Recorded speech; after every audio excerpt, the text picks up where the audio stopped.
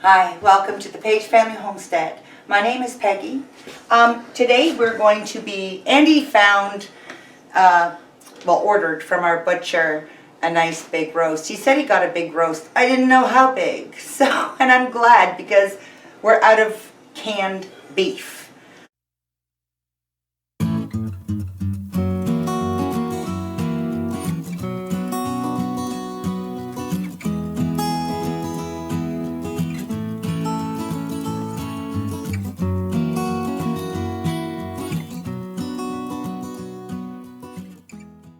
And I thought I'd bring you in because I got half the roast here. And what I'm going to do is just Andy and I. We don't need a big quart of roast out, so a pint will do a meal for us, no problem. I'm using the cold raw pack method. My jars have been sterilized at 225 degrees for 15 minutes, probably longer because I always forget a little bit. And I've allowed them to come to room temperature. They were out for about an hour and a half, so I did put some kettle water in them and swish them around. So if you see some water droplets, my hands are clean. I am a hands-on person. And the meat is going in raw, and it's going to cook in its own juices. So I know this is a safe amount for a meal for both of us, and you'll probably have two. I'll be happy with one. Or did you want another one in there? No, that's good. And you want to keep it, I mean, there's fat in there. It's just marbling basically, and he did a good job on trimming off the excess fat. We do want to leave at least a 1 inch or more head space, because as I said, they'll only fill up with maybe this much of its own juices, and then people are like, oh my gosh, some of that's sticking out of the liquid, is it any good? Yes, it's cooking in its own juice. When we're done, once the jars are safe to go, washed in the sink and blah, blah, blah, put into the pantry, we've had some that are what, 3 years? Oh yeah. I don't think we've ever gone 3 years yet, beyond 3 years. Not beyond 3 years. No, and it's perfectly fine. It's like we just made it. So we'll get into that. Yeah. So I'll do a separate video on a complete meal from canned meat, canned vegetable, blah, blah, blah. Alrighty, got myself a couple sheets here. I've already got the required amount of water in my pressure canner. You would have to resort to your manual, to your manual to see what water you need. These are pints. They will be processed. Oh, I forgot my spice. They will be processed, half a teaspoon. This is personal preference. You need nothing. So half a teaspoon. Only use minimal spicing or one that you're really happy with, because it does enhance the flavor of the spices you put in. Never use sage. It'll ruin your meal. So we're just using Caribbean style steak spice. We really enjoy this. It gives it a nice flavor. So that done, dip into the vinegar. Even though I know I didn't touch the sides or my rim, I'm still not going to jeopardize that beautiful dinner in that jar by having any fat or spice touch. So nothing in it. I got my pocket full of rings here. Finger tight. And into the canner it goes. So I'm going to carry on. I'll do one more with you. Put our meats in. Works out good, those 3 pieces. That's perfect. A perfect amount for us. And then I'm going to... Nice. Yep. Yep.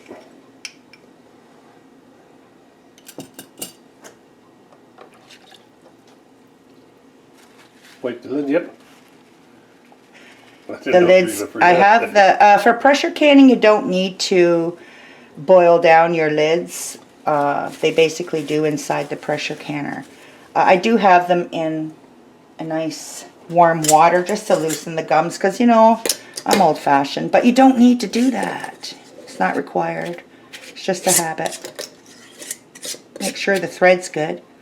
Finger tight in the canner. So I'm going to finish up. I'll come back and let you know how many jars we have, and we'll start the canning process. Hi. Okay, so I got all my jars in. So I just did a light oiling on the top here because there is no gasket, okay, with the American 921, no gasket. Means I don't have to worry about it breaking and not having a backup. But I got 1, 2, 3, 4, 5, 6 pints of meat. Some of them I put a little more in because the pieces were getting smaller as I went.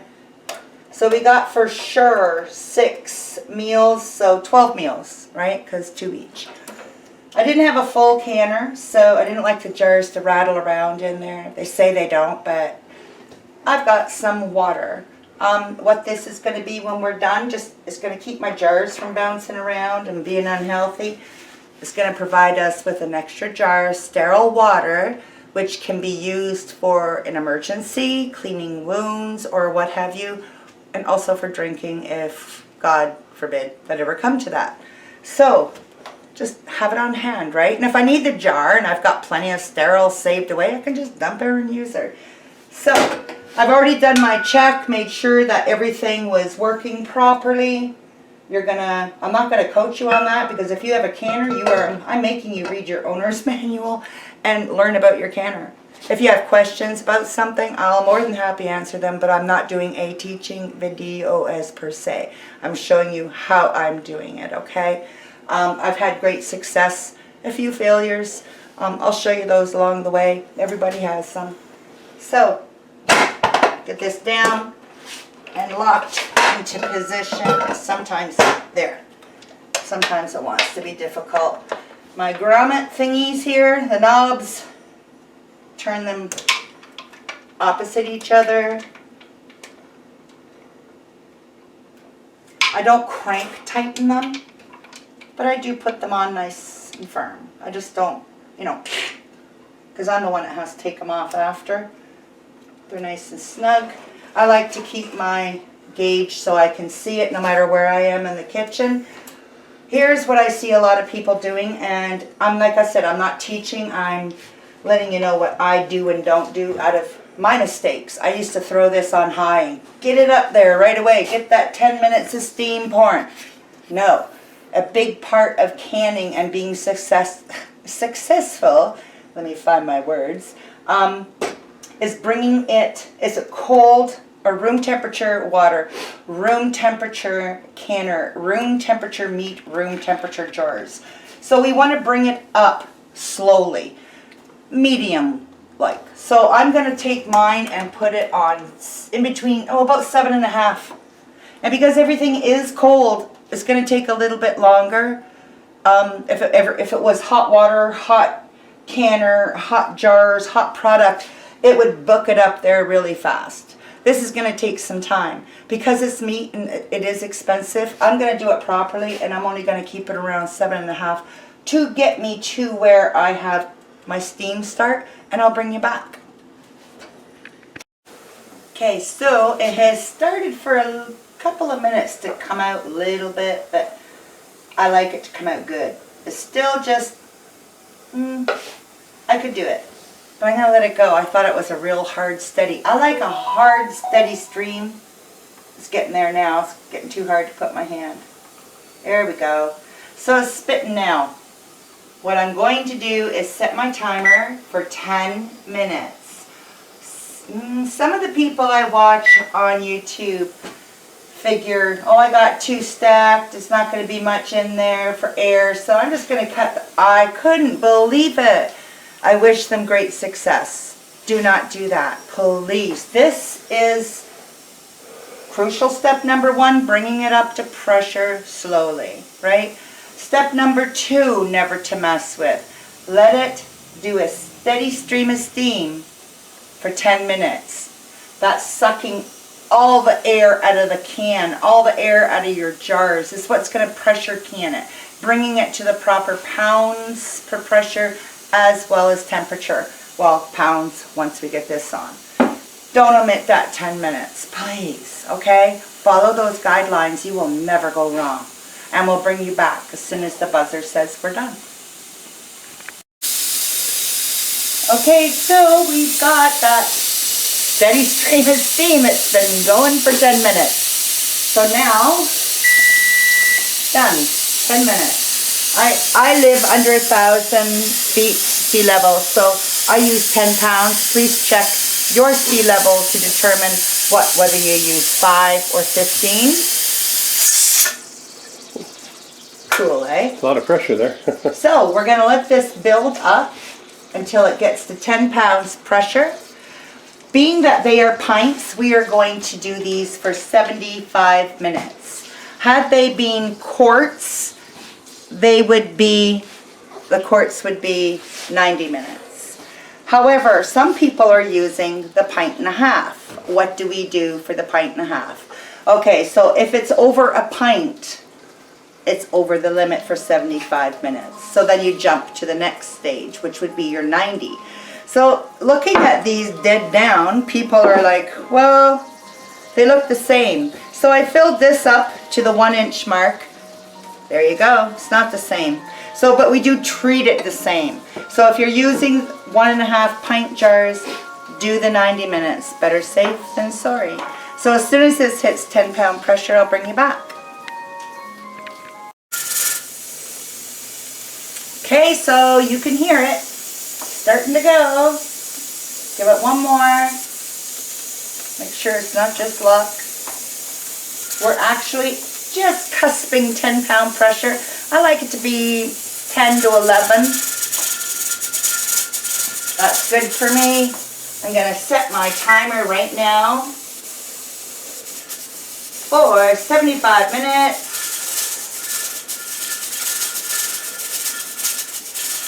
Come on.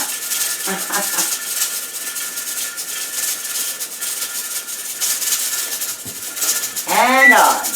Now now that it's up there to the 10 to 11, I'm going to lower it down to a 6.5. I keep it there for about 5 minutes, check the gauges again, watch my weight, and I usually can get it down to a 4 or a 5, depending, I guess, on the load that's in it, but usually a 5. So I'm just going to leave it there. When we hit the 75 minutes, I'll bring you back.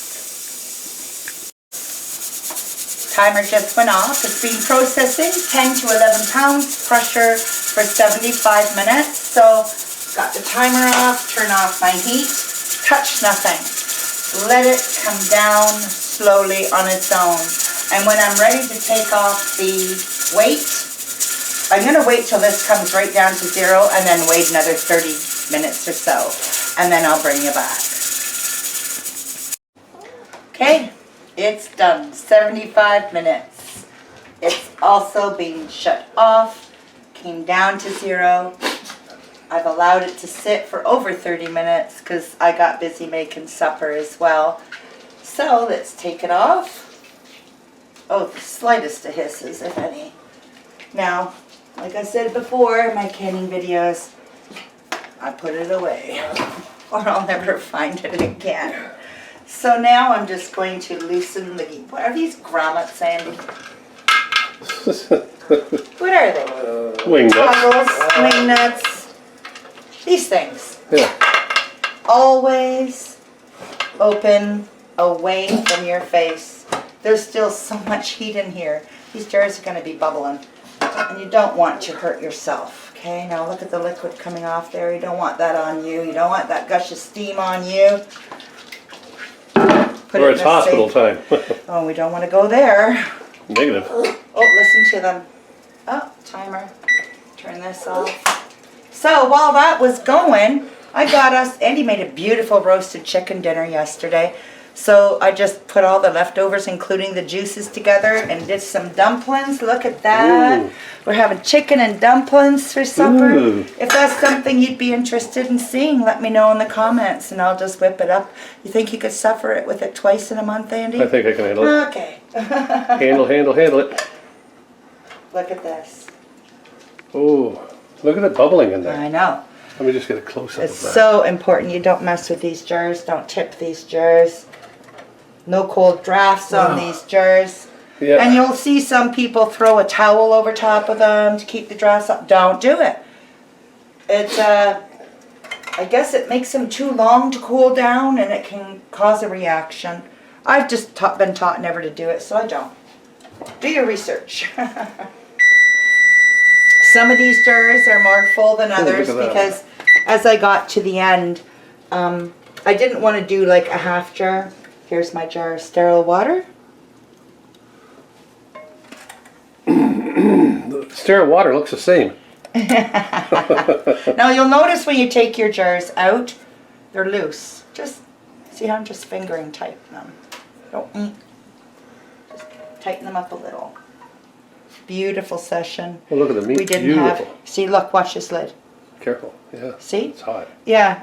So now it can seal. Some of them have already. The bubbling on that one. I'm keeping the Lid's hot. spacing. Keeping the space. Oh, the lid. Yeah. Keeping the spacing so that they can cool evenly and nicely. So 6 jars of beef. There's at least 2 meals per jar. So I got some meals put away. And we still have 2 big hunks of roast in the freezer. And Andy has used quite a bit of it for upcoming jerky outside on the smoker, weather permitting. So I want to thank you for joining us today. Anytime you can get a deal on the meat, buy it. Put some up for tomorrow. How long do you leave them on the counter? Oh, good call. 24 hours. Then I'm going to remove the rings, check my seals. And if they're all good, I'm going to wash them up in soapy water, the jars rather. Leave the rings off, put them into the pantry. They're good for, we've never had them go over 3 years because we just use them, We eat 'em. right? But But I've noticed people will come up and poke. yeah, don't do that. That's a false seal. I've seen them. I've seen it too. Yeah. I've seen it too. Let the canning process do what it's supposed to do. If they don't seal, oh boo-hoo, just put them in the fridge and that's what you're going to eat this week, right? Like, anyway, you're going to be successful. Read your manual. Follow the instructions. Do your research. Trust no one but your own heart. This is food for your family. Your kitchen, your rules. But follow the guidelines now and no shortcuts. Can you bring one up to the light so I can see the bubbling process? Still cooking away in there. Oh yeah. Wow. So give us that thumbs up. If you haven't subscribed, please do. If you are subscribed, please check to make sure you still are. And check the bell to make sure you're still receiving all. I go, where's my people? Where's the people that we like to watch? And they're not on my subscribers list. So I go to the search and I find them and I'm like, oh my gosh, we're not subscribed. Why? You know, like, I don't get it. But it's happening. We're watching our subscribers go up, up, up, up, up, boom, up, up, up, boom. Keep checking, please. One of my friends mentioned she had to subscribe to us twice and wondered if she had done something wrong. No, sweetie. It's YouTube. Thumbs up, ring the bell, subscribe, share, and please come back again. Thank you for being with us. Bye.